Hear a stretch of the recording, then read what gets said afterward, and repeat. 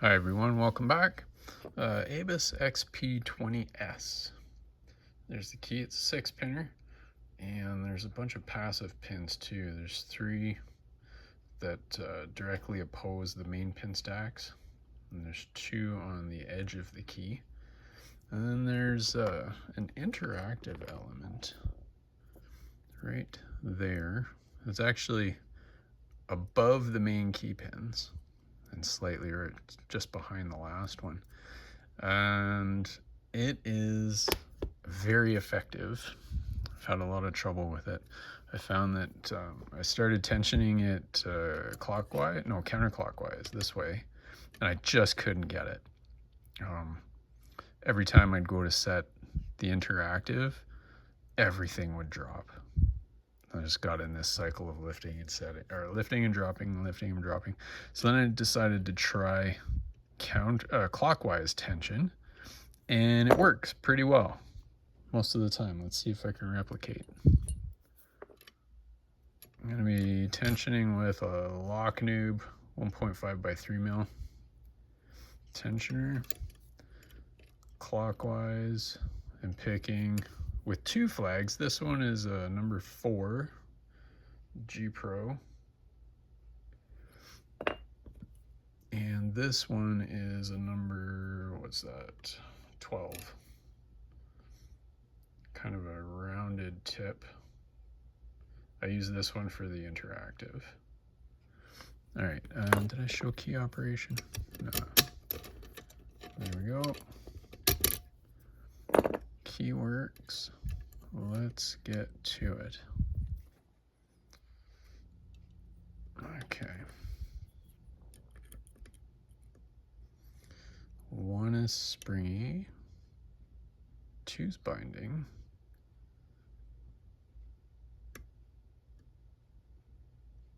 Actually, I should clarify.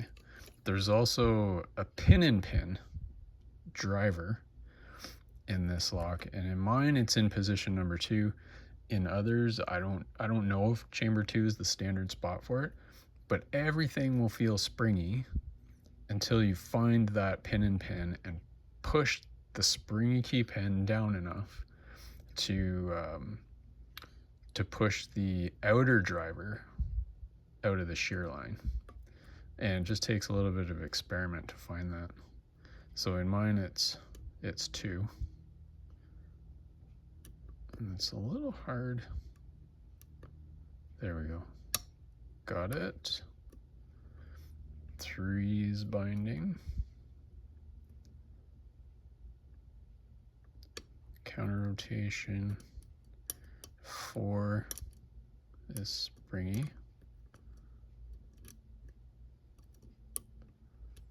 I think that was 5. 6 is bind.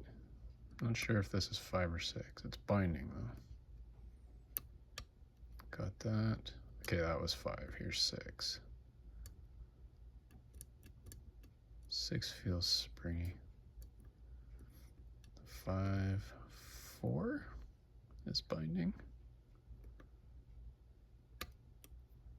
I think I got it. 3 springy, 2 springy, 1 is binding. Or is it? No, it's springy. I'm going to leave it. 2 springy, 3 springy, 4. I think 4 is binding. Yeah, counter rotation.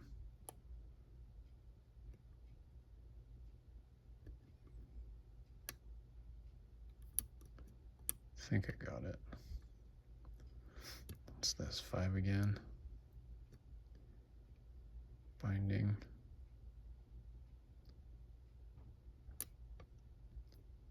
Got it.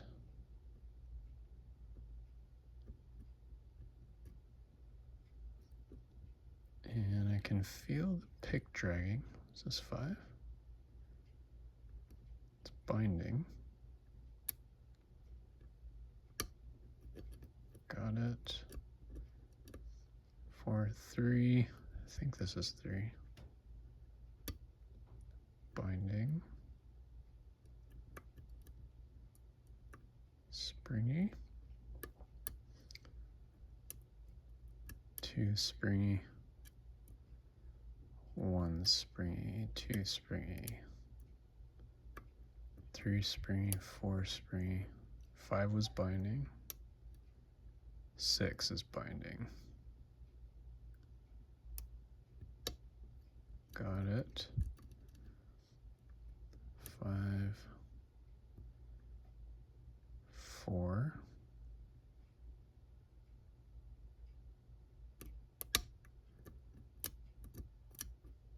3, 2, 1 is binding, 2 springy, 3 springy, 4 springy, 5 was binding, 6 was binding, 5 springy, 4 springy, 3 springy, 2 springy, 1 was binding, 2 springy, 3 was binding, 4 springy, 5 was binding, 6 is binding.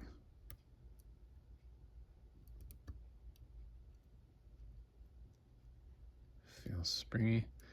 So I think they're all mostly above shear.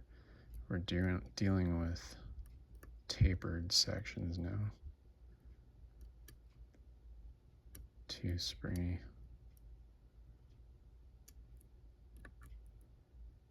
1 springy, 2 springy,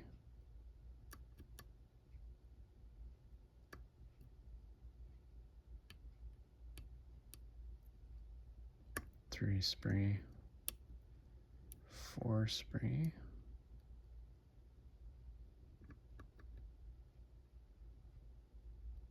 5 springy, 6 was binding, 5,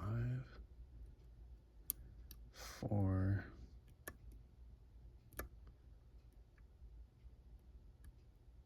3 was binding. Got some core rotation with that. 2 springy,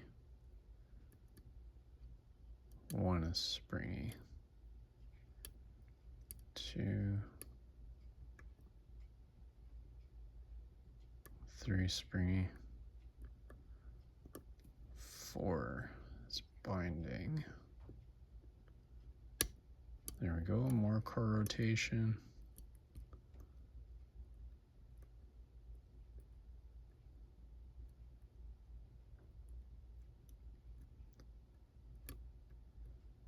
Is that 5?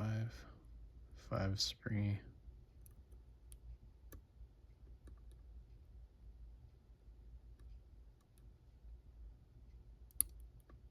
I think.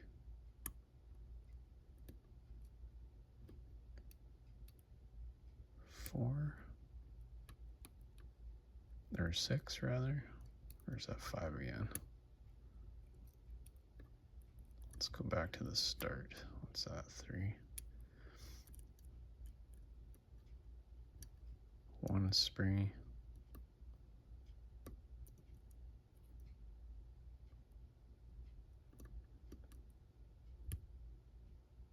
2 is binding.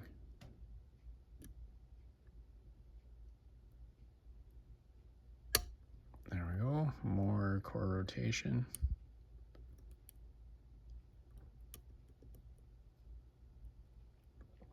Three springy.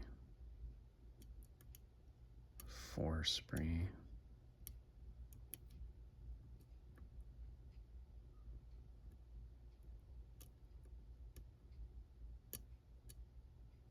5 springy.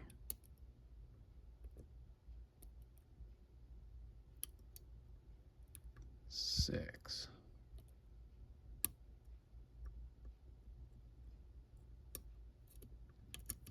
I think they're all springy. I'm going to run through them one more time. 1 springy.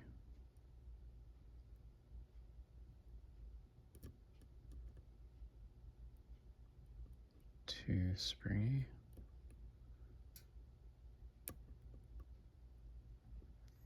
3 springy, 4 springy, 5 springy, and I think 6 is springy. I'm gonna check that interactive. So we're in a pretty deep false set. You can see there. Now hopefully can get back. Okay, there's the interactive. If I can get under it.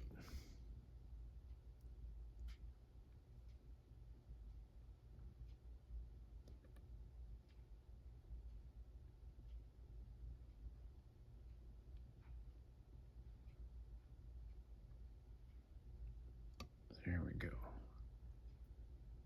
Oh, almost had it.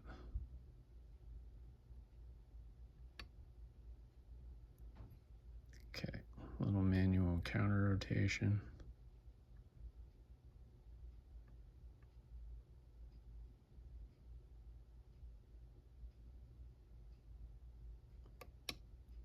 Think I got it? No, not quite. Or did I? No.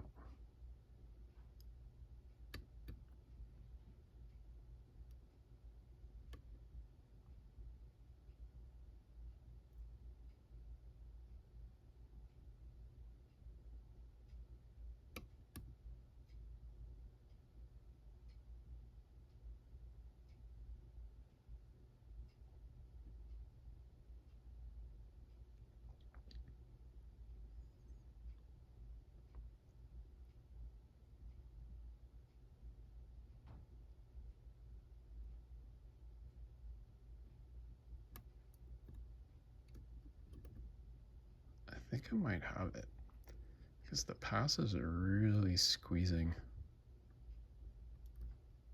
the pick. Yep, it's open. Awesome. So that was a bit of a battle, but not nearly as difficult as tensioning the other way. So I know the passive element in these locks is notoriously difficult. Without that passive element, it's really not more than a blue level difficulty in my opinion. And there's a reason why that passive element is so tricky. So let's get this gutted and I'll show you why. Okay, that's open. Let's close that back up.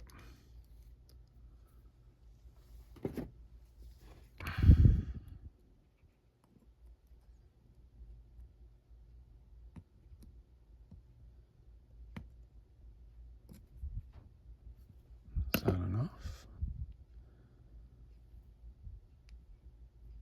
Almost. Not quite.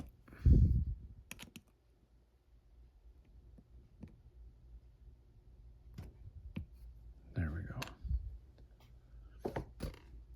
Got that. Okay. Key. So the passives. Which way am I gonna go?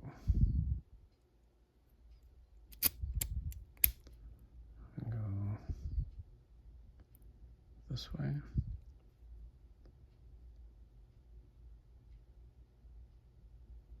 Yeah, and then I can catch. Or wait, do I want to do that? Or do I want to go this way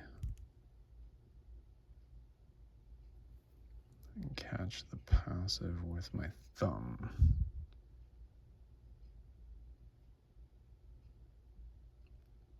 I think I'm going to go this way. I'm also going to put a shim in.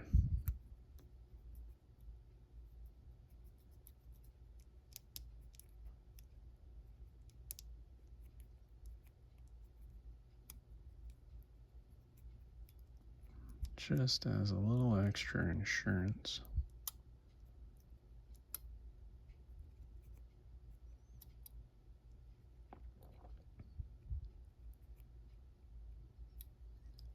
There we go. Should be good. key pins, passive, here we go.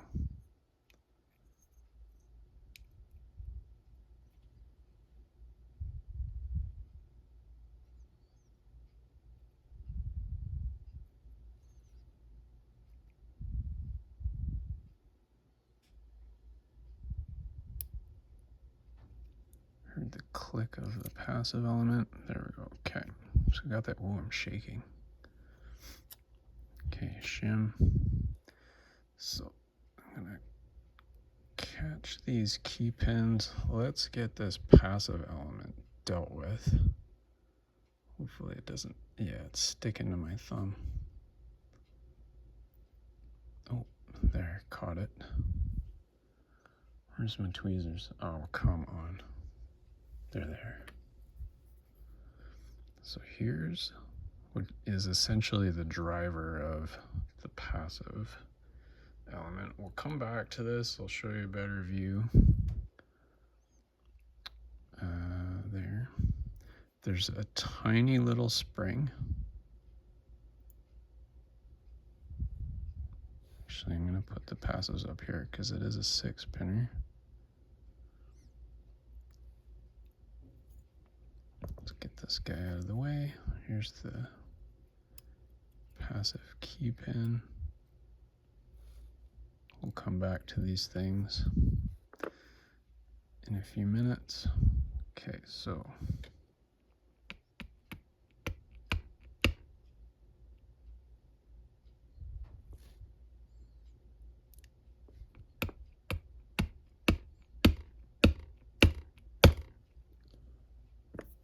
passive 1.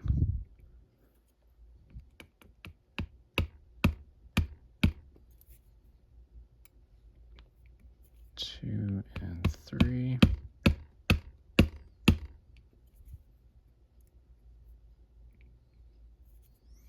Then we've got some passives on the side.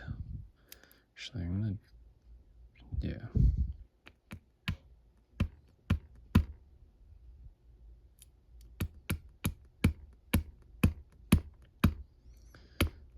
Come on.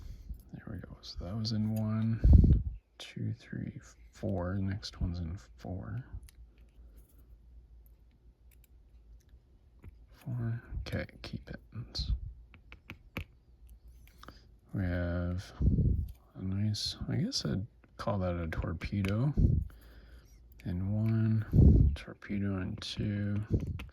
These key pins are all basically torpedoes, and they're all very effective overset traps.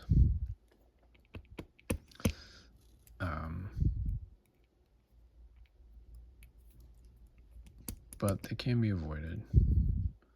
Jiggle test your way through it. Okay, I think that's it. And the plug, yes. Okay, key out. Let's look at the plug. So there's the main pin, no, that's passive chambers, and there is the interactive chamber. You see how it's wider?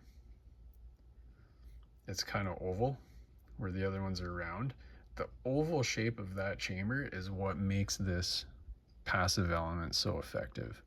So you can set it, it feels like setting, or it feels like it's set, and as soon as you move the pick away, it drops. Because there's actually no narrow walls of the chamber to hold it in place. There's a lot of room there. What else we got? Some passive chambers here. This one here looks like it's wider and it doesn't go all the way through. I think this might be for a drill protection insert. And then there's 2 other slots here. These were all empty. I don't know if there's another model that's you know, a level or 2 above this one in the product line that would take those inserts. And then there's the main pin chambers. No milling or anything. You can see a little step in the passive chambers. That's so that the passive pins don't fall through into the keyway. And there's a little divot right there. Yeah, right there. Which almost looks like it would be for like a sprung steel ball sort of detent, but there's nothing in the plug or in the cylinder that corresponds to that. Anyway, set that aside. Let's get the drivers. It's my other tweezers.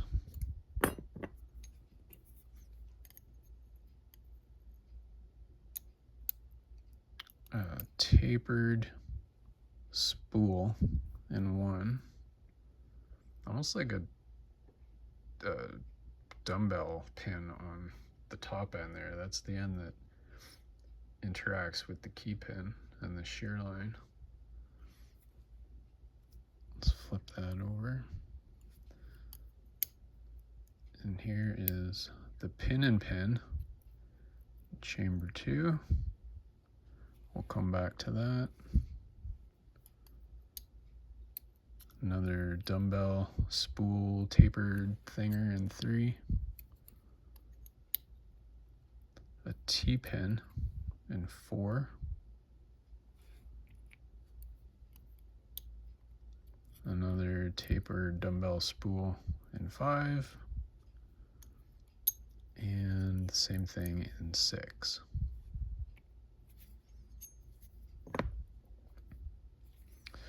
Now the springs are all the same except for the spring in chamber 2. It's steel and a little bit stiffer than the others.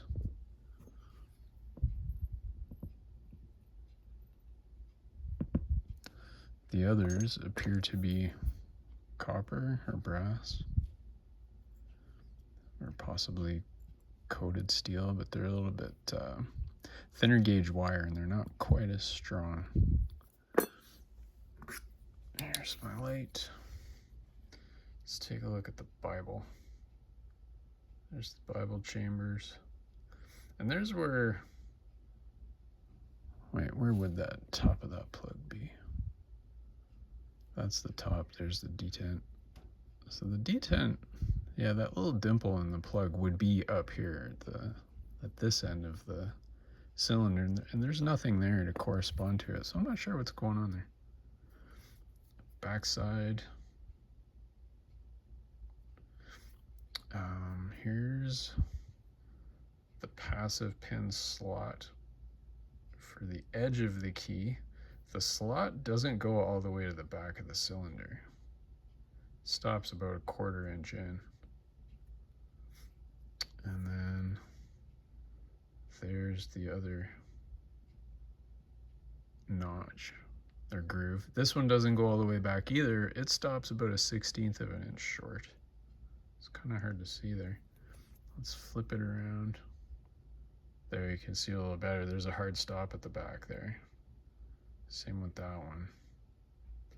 And then that's it for the cylinder. There's nothing else going on in there. Set that aside. Okay. Let's come back to the pin and pin. So here's the inner and outer portions.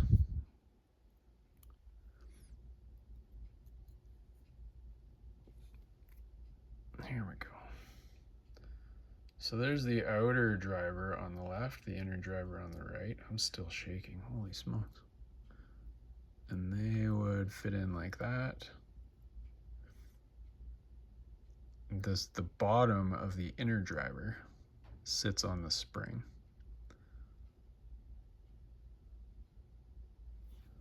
So I'll put those, lay them side by side. Here's a T-pin.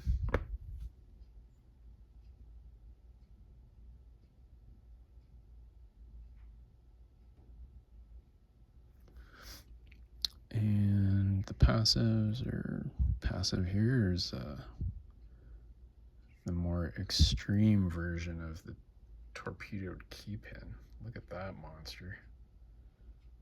There's a whole lot going on there. Pretty cool. Here's the more conservative version of it. Still something. And okay, let's come back to this guy. Actually, I'm gonna set that down. Let's look at this first. So this is the key pin of the interactive.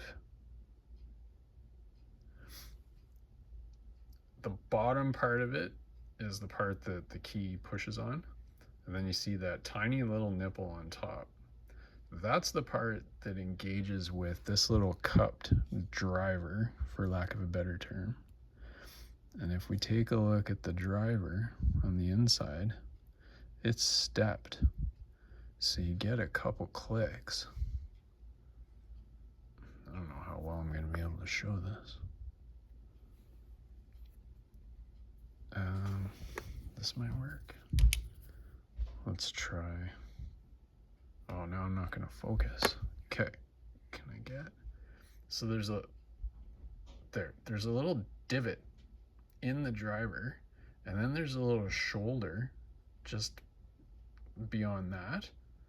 So there's actually a little shelf for that nipple on the driver to push on before it, clicks into the central little divot in there. So you'll get feedback that kind of feels like serrations. And it's really interesting the way that whole thing works. And then again, if we go back to the plug, I'm just gonna I'll put the key pin in, and then the driver on top of it, but without the spring, so we don't have any major accidents. And then you can see there just how much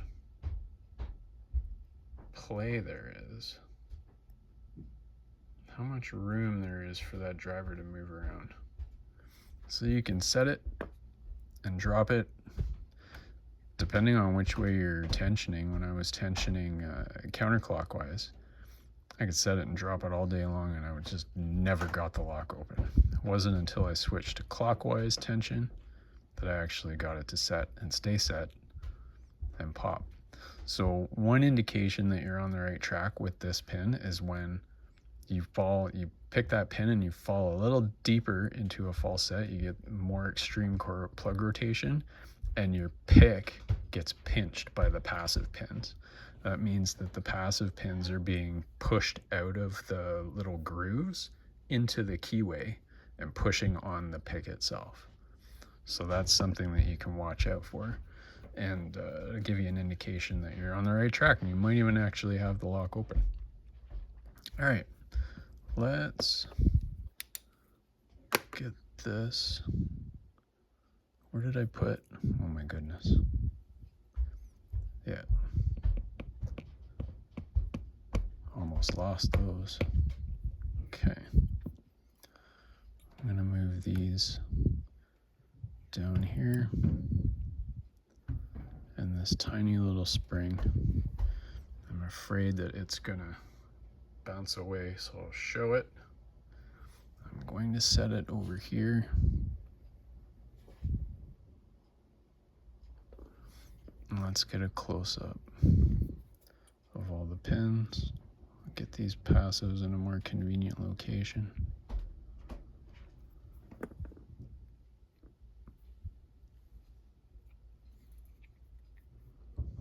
Okay, there we go.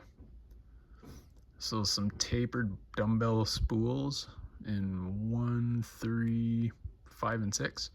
We got a T-pin in 4 and a pin and pin driver in 2.